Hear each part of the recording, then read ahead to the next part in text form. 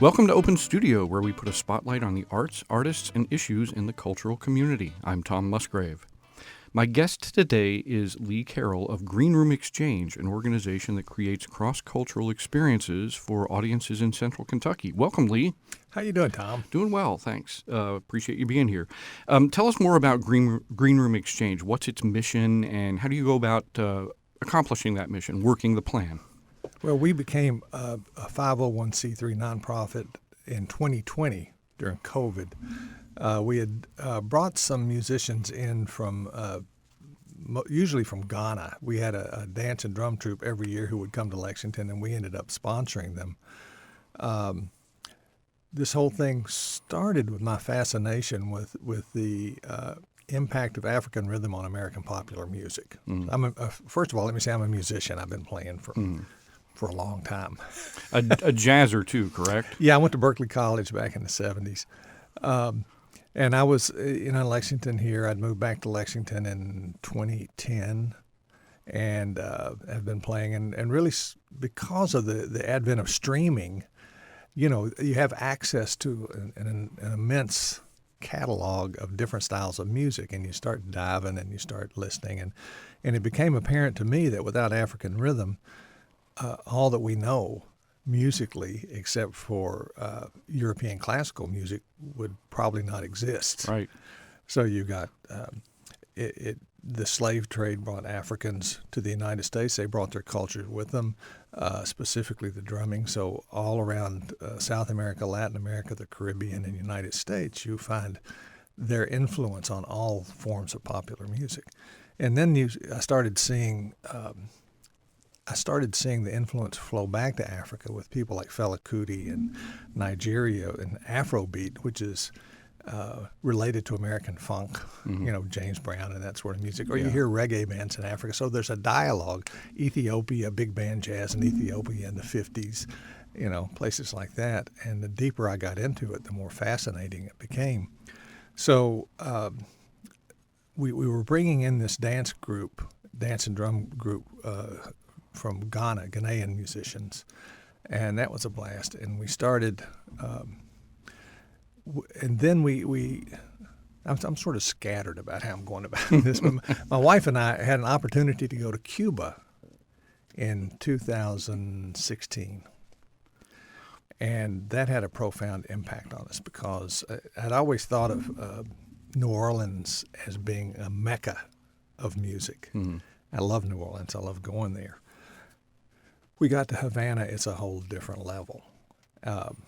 You'd be sitting in a restaurant and some music would come on and people would just stand up and start dancing. You would go into a dive bar anywhere and the level of musicianship was unbelievable. Education is free in Cuba. I mean, there's some downsides to being a communist country, but Cuba puts focus on education, health care. Everybody has a place to live. And if you show a skill, like their ballet company is world class, they will support you and lift you up and train you. So the musicians from Cuba are amazing.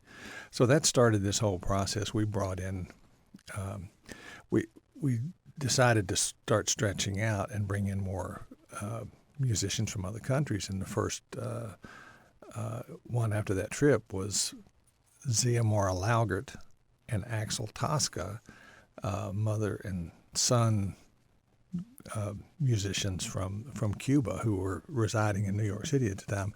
By then, the visa thing's very difficult, and we're a very small nonprofit, so bringing musicians from other countries is something we can't do unless they're already here touring or they reside here. So that's one limitation we do have. So you talked a little bit about examples of performances that you brought. What are some recent performances that you've been able to bring to Central Kentucky? Well, the last one was Jason Landero. It's a cumbia band from Colombia. I was talking about the African influence on Western music. So Colombia is a place where some of the Africans had escaped and created their own community and lived, maintained their African culture. And so you have the African rhythm, and then there's the indigenous flute playing that they heard. So they incorporated that. And then Spanish singing, that became the roots of cumbia music. Jason Landero's grandfather heard somebody playing accordion and got his hands on an accordion and introduced that into cumbia. And then cumbia music exploded across Latin America and South America. To this day, every country has their own variety of cumbia music. So the guy we brought into town, his grandfather, was instrumental in the expansion of that music. Cumbia music is sort of like Zydeco in Louisiana, where it's weddings and parties. I mean, it's just so much fun. You can't not dance. Joyful kind of. Oh, it's insane.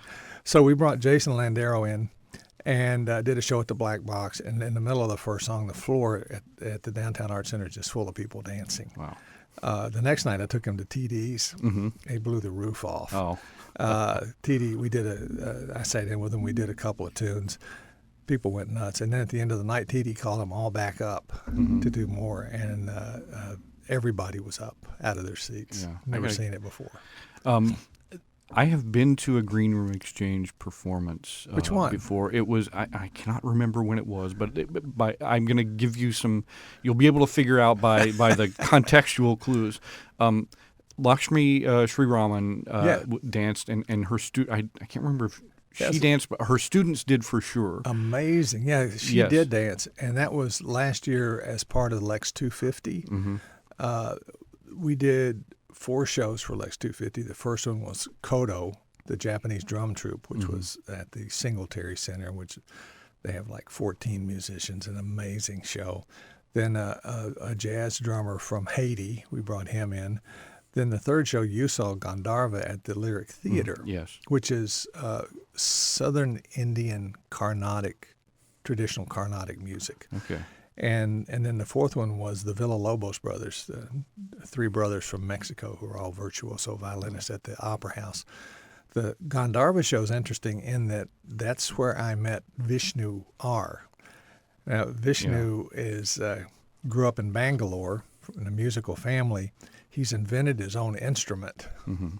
It's called a navtar. Nav means 9 in Hindi, so it's a 9-string guitar, 6 fretted strings and 3 fretless strings. One of the things in Indian music is that Western ears struggle with is microtonal. They do notes in between our notes, which the fretless strings allow him to do that. Mm-hmm. So I heard him play with them. I invited him to sit in with us at Trifecta Glass Art Lounge here in town. I had a gig. He came and played, and it's like, okay, we need to do something. So we started a recording project last year.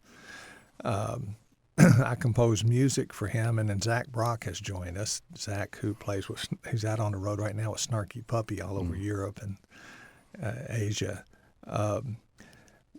We're going to bring Vishnu back at the end of this month, July 26th, at the Apiary for a benefit for GreenRoom with Zach Brock will be with us. And we will premiere all this music that I've written and that Vishnu has written for this group. So we're pretty excited about this. I'm glad he's coming back. And I do want to ask you about that, and I wish I could ask him, but there was in that performance, there was, I don't want to call it scatting because I don't know that that's what it was, but that's the closest thing I can approximate. It was mouth sounds, and is there a word for that? Conico. Okay. Starts with a K. All right. It's a way for them to count and express very complex rhythms. Okay. Right. So that's how you learn it, and these crazy odd meters and very fast. So it's evolved to this thing where it's like you said, it's almost like scatting, where it's a vocal solo. Okay. You'll hear some of that on the 26th if you come to that show. He'll be doing. Well, it sort of makes me think of percussion rudiments. Percussionists seem to have their own language, like paradiddle and ratamacue and flam and they even when they're playing, they sort of are vocalizing it to themselves. Yeah. So that sounds that That sounds roughly in my mind what was going on. Yeah. But it was the and I guess I'm getting to what GreenRoom Exchange probably helps accomplish here in Central Kentucky. I had never heard that before in my life, and I probably would not have heard that had I not gone to that performance. Is that something that you hear from audiences a lot? Well, that's the point. That's one of the main reasons we do this. I think we could all agree, no matter where you fit on the political spectrum, that these are difficult and strained times, and we feel very strongly that when you meet people from other cultures, it doesn't take you long to realize that we're all the same, that we all want to be safe and happy and take care of our families and for them to have opportunity, our kids to have opportunities. So we instead of demonizing other cultures, we think it's important to meet people face to face and discuss.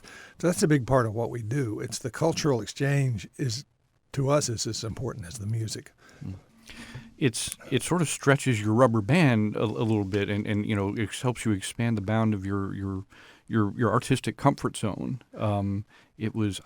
I never would have thought about making music that way before. I can't. I was driving home from that performance trying to approximate that, and I just couldn't. So it is obviously something that takes practice.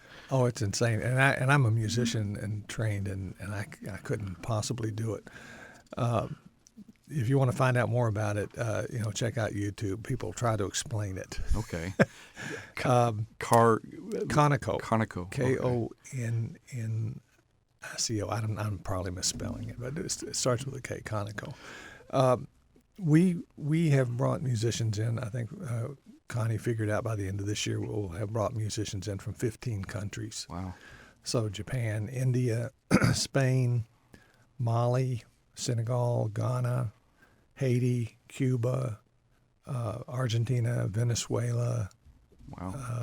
Mexico, and Fred Keems, who is an indigenous flute maker. Yeah, met Fred. Yeah, Fred's a great guy.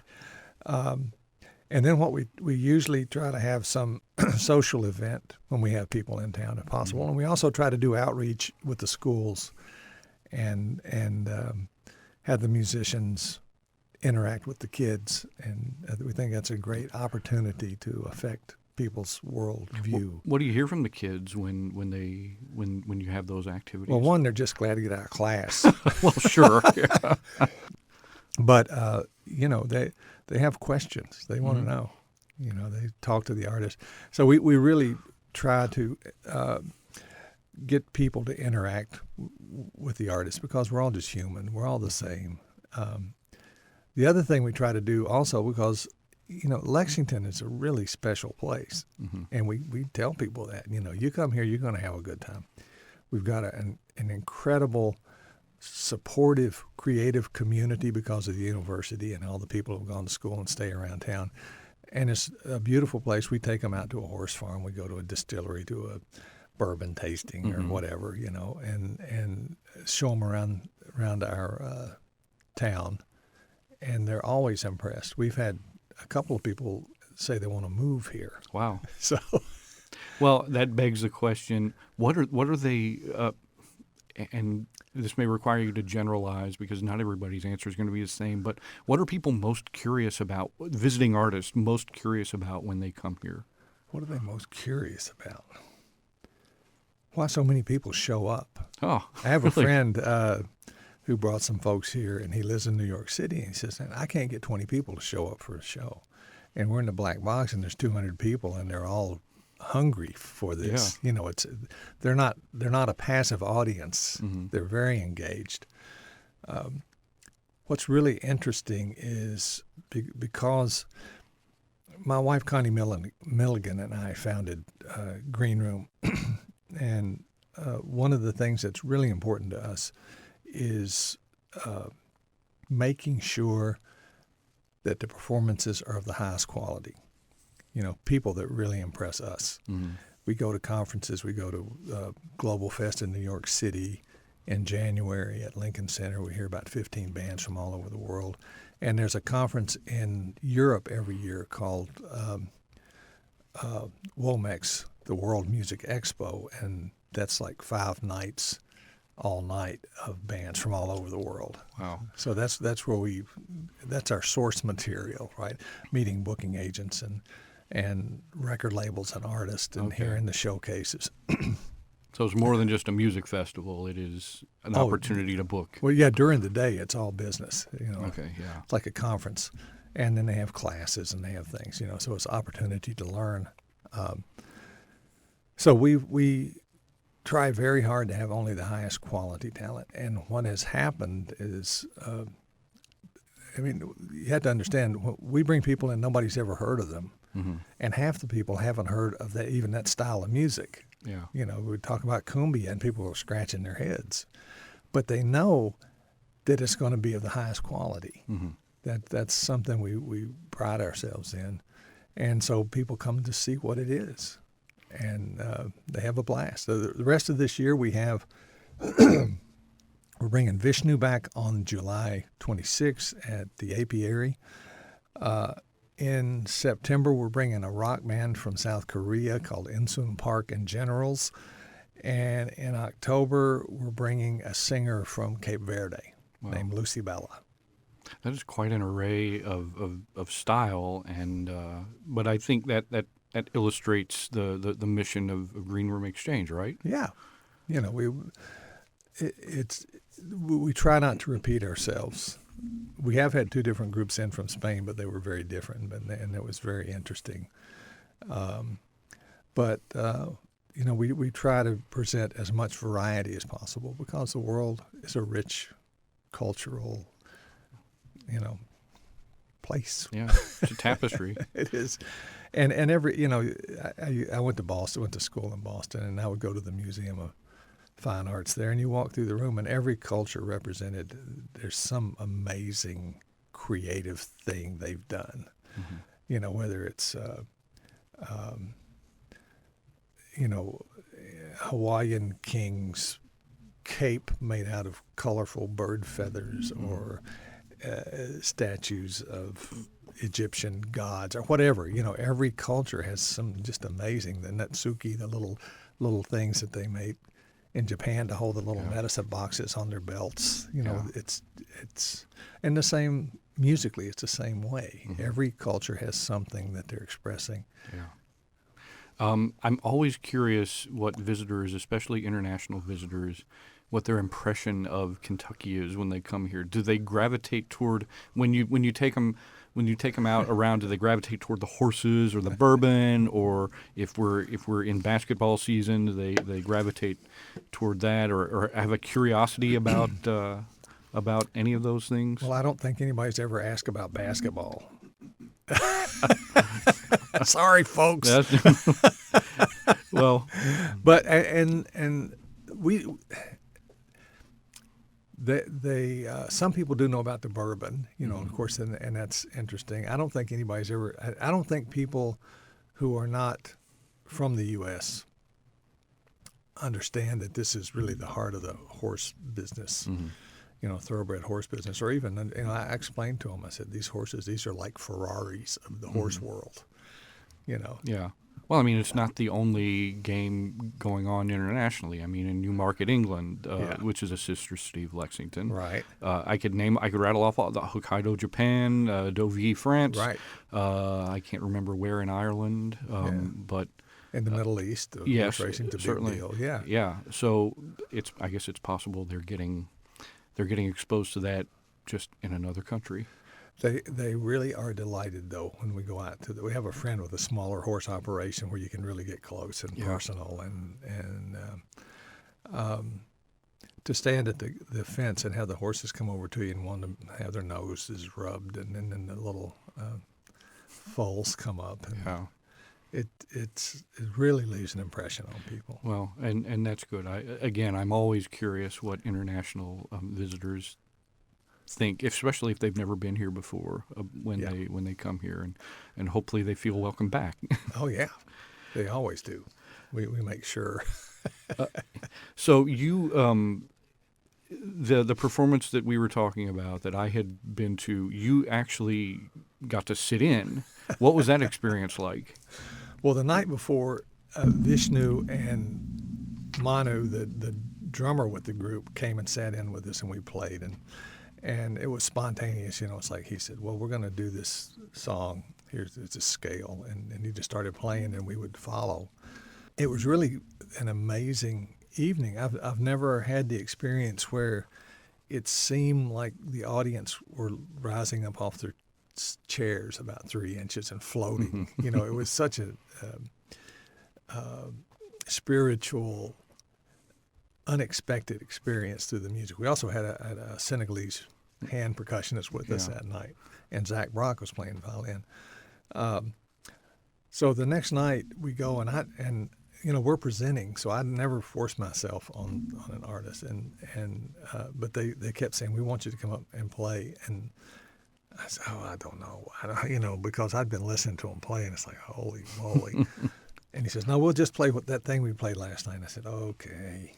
So they call me up. I go up to play.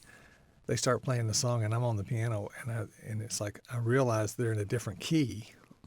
They went from a key I was kind of comfortable in to one that I was not, and I was on stage. you have to, I had to make it work. But I was kind of torqued about myself. I didn't feel like I did the best job I could possibly do, Yeah. So I went home, and over the course of several weeks, kept messing with it, and eventually wrote a song. And when Vishnu came back in, we went in the studio and recorded it, and that's one of the songs we're going to premiere on the 26th. So that came out of that experience. Okay. Well, I mean, it must have been inspirational then, even if it was a bit awkward It in the was moment. a bit awkward. It was, Zach was in the audience. He swore I did okay, but I'm still not convinced. Well, I couldn't tell. But in having these experiences where you're sometimes invited to sit in, how does it stretch you as a musician? Well, I was explaining to somebody the other day that there are language barriers. Like when Jason Landero was here, only one guy in the band spoke English. Everybody else spoke Spanish, and I speak no Spanish, very little. But when you start playing, there's no barrier. There's 12 notes. Yeah. So what you have to do, and also I listen a lot. I listen to a lot of music from all over the world. So you just kind of lift your feet up and go with it. And especially if somebody else is sort of carrying the weight, you can just kind of slide right in. So I personally, I don't find it to be, it's thrilling at times, but it's not so much a challenge that it's, painful. Yeah. Well, I mean, you're right. I mean, it is. We're dealing with 12 notes here. Mm-hmm. I remember in college at Morehead State, I witnessed a classmate of mine communicating with a Russian folk musician. Mm-hmm. My friend played guitar. This Russian folk musician had a balalaika. Mm-hmm. I think that's how you pronounce Right. it. And this musician was teaching my friend how it's tuned, the intervals between the strings, and they were Right. using solfege syllables, Right. do, re, mi, fa, Right. what the intervals were, and it worked. Neither one of them spoke the other's language, Right. but. Yeah, I mean, I don't know if this sounds maudlin or sappy or anything, but that is for me the gift of music that we have. It's the biggest thrill. I mean, I've played, because of the GreenRoom Exchange, I've played with musicians from Cuba and Senegal and Mali and Haiti and, people all over the world. And then one benefit is they invite us to come to their countries. Mm-hmm. So in February, we're going to Colombia to the International Cumbia Festival, Wow. which should be a real experience. Yeah, outstanding. Well, tell us once more about the performance you have coming up. Okay, GreenRoom Exchange is a 501c3 nonprofit. My wife, Connie Milligan, and I founded it in 2020. We bring musicians in from all over the world and present concerts in various venues around town, the Downtown Arts Center, the Carrick Theater, the Singletary, the Opera House. We're primarily funded two funding sources we have. One is grants. We write for grants. And the other funding source is the kindness of friends and people who hear what we do and want to support it. On July 26th, which is a Sunday, from 5:30 to 8, doors at 5 at the Apiary, which is on Jefferson Street in Lexington. We're going to have a benefit. It's $100 to get in. It's a concert, the premiere of this music with Vishnu R., Zach Brock, and I, Danny Cecil, and John Knight. That's the band.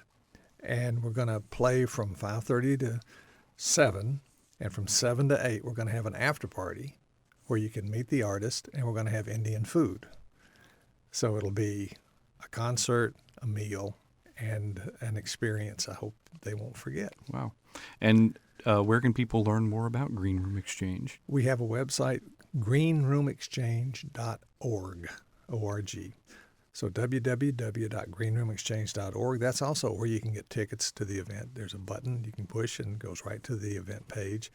I'd like to take this opportunity to warn people generally about be careful where you buy your tickets, because there are a lot of barracudas out there, and those are the first sites that pop up when you do a ticket search, usually, especially for something at the Singletary or the Opera House. And the prices are twice what you would pay if you actually go to the venue's website and go through their ticketing process. So just be careful. So if you go to greenroomexchange.org, it'll take you right to the venue's, the event page, and you won't be paying any extra fees. And people can learn more about other events that you are hosting as well, correct? Well, Green Room is going to have the list of all the artists we've had and what we've done, and hopefully people will find that interesting. Also little films about what Green Room does and interviews with artists we've had. Well, I want to thank Lee Carroll for chatting with me today about GreenRoom Exchange. Thanks for joining us, Lee. It's a real pleasure, Tom. Thanks for reaching out, and it's a wonderful thing you do here. Listen to Open Studio every Friday during WUKY's Morning Edition and in the afternoon during All Things Considered. Or listen to extended segments at the Open Studio podcast, available at WUKY.org or wherever you get your podcasts. Do you have an idea for an Open Studio segment? We're always on the lookout for news and events in Central Kentucky's arts and cultural community. Email us at openstudiowuky@gmail.com or visit our Facebook page, keywords Open Studio on WUKY. Your idea may make it on the air.